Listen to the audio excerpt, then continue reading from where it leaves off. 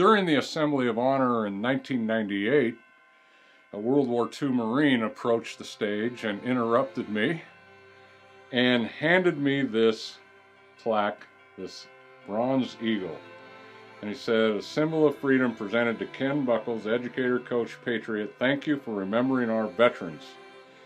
His name was Arthur Jackson, United States Marine, Medal of Honor recipient, World War II.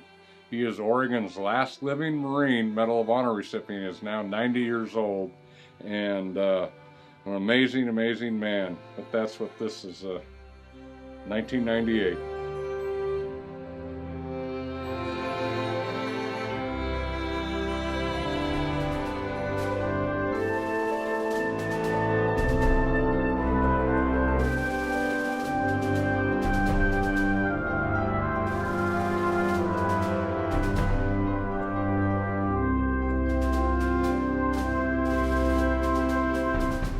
backwithbuckles.com.